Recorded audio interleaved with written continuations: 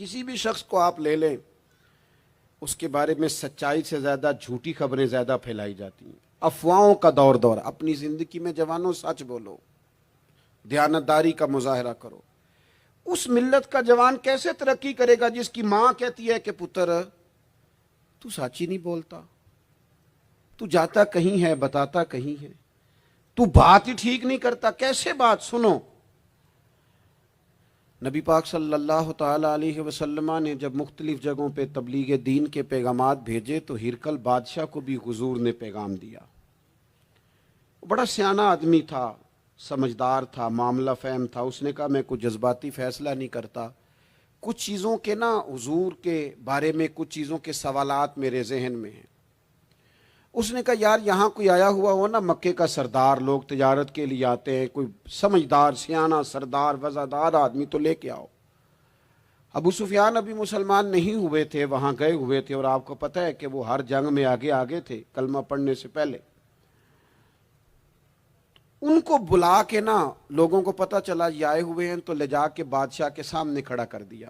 ابو سفیان کہتے ہیں جب اس نے سوال جواب شروع کیے تو ظاہر ہے میں مخالف گروہ میں تھا۔ جب کوئی مخالف گروہ میں ہوتا ہے اس نے تعریف تو نہیں کرنی ہوتی، وہ صرف ہمارے ملک میں رواج ہے کہ لوگ جو پارٹی چھوڑ کے آ رہے ہوتے ہیں اس کی بھی تعریفیں کر رہے ہوتے ہیں، اور جدھر جا رہے ہوتے ہیں پھر اس کی بھی۔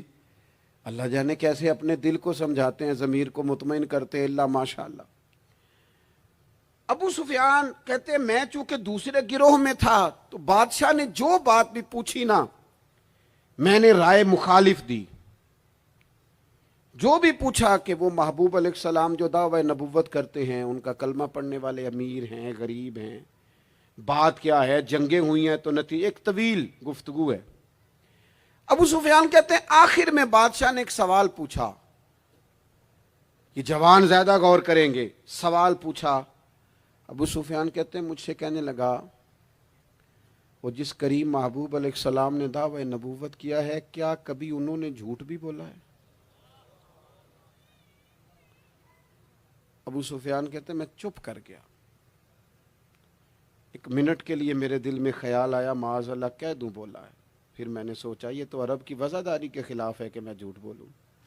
اور پھر ابو سفیان کہتے ہیں میرے دل کے کونے سے آواز آئی میں کوئی اور بات کروں گا تو شاید کوئی تھوڑی دیر کے لیے سوچے، اور اللہ کے رسول نے جھوٹ بولا یہ تو مانے گا ہی کوئی نہیں، یہ تو مخالف نہیں مانیں گے، کافر مشرک نہیں مانیں گے۔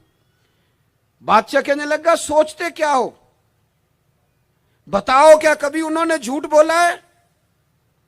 تو ابو سفیان کہتے میرے ہاتھ میں چھڑی تھی، میں نے اٹھا کے دوبارہ زمین پہ رکھی۔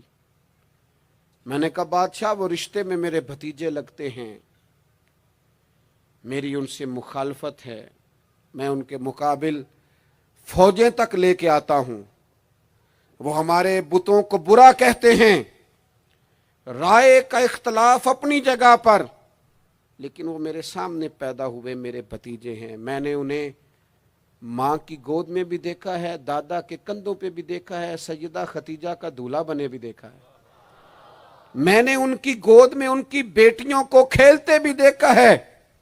اختلاف اور مخالفت اپنی جگہ پر وہ کریم میرے سامنے پیدا ہوئے اور ان کے مقدس بال میری آنکھوں کے سامنے سفید ہوئے، ان کی زبان سے جو بھی نکلتا ہے حق اور سچ ہی نکلتا ہے۔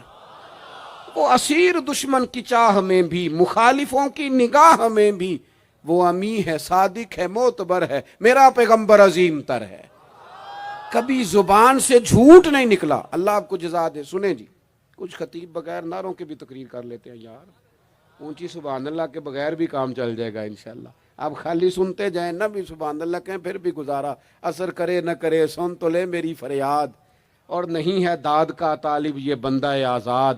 میرے عزیز نبی پاک علیہ الصلوۃ والسلام نے سچ بولا۔ ابو سفیان کہتے ہیں ان کی زبان سے سوائے حق سچ کے کبھی کچھ نکلا، کریں نا تھوڑی پابندی ہم بھی سچ کی، کریں نا۔ اچھا ہم بولتے ہیں سچ، بہت سارے لوگ سچ بولتے ہیں، لیکن وہ دوسروں کے بارے میں بولتے ہیں، اپنے بارے میں نہیں بولتے۔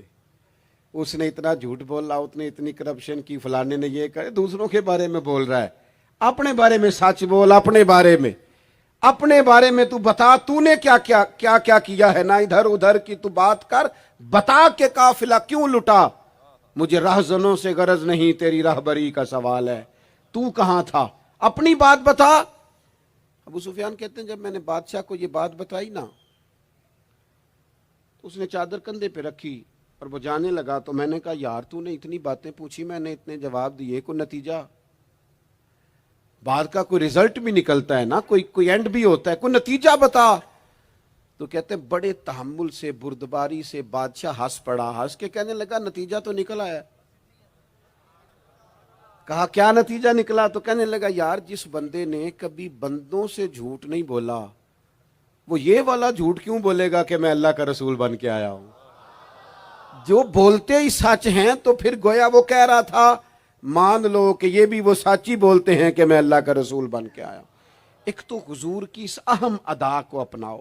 آپ کو پتہ ہے کسی باپ نے کسی مجبوری سے کبھی کہا ہوگا اپنے بیٹے کو چلے 2 منٹ کے لیے مان لیتے ہیں کوئی مجبوری ہوگی، اس نے چلے فرض کیا کسی مجبوری کے تحت اس نے کہا تھا اپنے بیٹے کو کہ باہر جو بندہ آیا اسے کہہ دو کہ میں گھر میں نہیں، چلے مان لیا 2 منٹ کے لیے تیری مجبوری تھی، لیکن میں ذمہ داری سے کہتا ہوں تو نے ایک دفعہ اپنے پتر سے کہا تھا نا جھوٹ بول دے میں گھر نہیں، پھر تو ساری زندگی منت کرے گا وہ تیرے ساتھ بھی سچ نہیں بولے گا۔ اتنی بڑی بیماری ہے یہ، گھر توڑتی ہے، گھر یہ قبیلے توڑتی ہے، رشتوں کو کمزور۔ کیوں جھوٹ بولتے ہو رشتہ کرتے وقت کہ بچہ یہ کماتا ہے یہ کماتا ہے، کیوں جھوٹ بولتے ہو؟ صاف ستھری 2 ٹوک بات کرو۔ اتنا بڑا رشتہ میاں بیوی کا جو اللہ کی نشانیوں میں سے نشانیاں جھوٹ پر قائم کرتے ہو۔ بیٹی کے والدین بھی اللہ ماشاءاللہ جھوٹ بولتے ہیں، یہ دے دیں گے یہ دے دیں گے، بعد میں کہتے ہیں لڑکے والے لالچ کرتے ہیں، آپ نے پہلے لالچ خود پیدا کیا، کیوں کہانیاں سنائی؟ اتنا اہم رشتہ جس کی بنیاد پر سارا گھر چلنا تھا، وہ رشتہ ہی بد اعتمادی پر قائم ہے۔ جب ایک دوسرے پر اعتماد ہی نہیں ہے تو سکون کیسے آئے گا؟ اپنی زندگی میں سچ لاؤ، دولت لانے سے زیادہ ضروری سچ لانا ہے۔ گھر میں مہنگی چیزیں لانے سے بہتر ہے اپنے گھر میں سچ لے آؤ، دیانتداری لے آؤ، گھر بھی بچ جائے گا، قبیلہ بھی بچ جائے گا۔ ذمہ داری سے کہتا ہوں سچ بولو، دیانتدار ہو جاؤ، ملک بھی بچ جائے گا۔ اس امت کا بھلائی اس کام میں ہے، یہ حضور کا اسوہ حسنہ ہے۔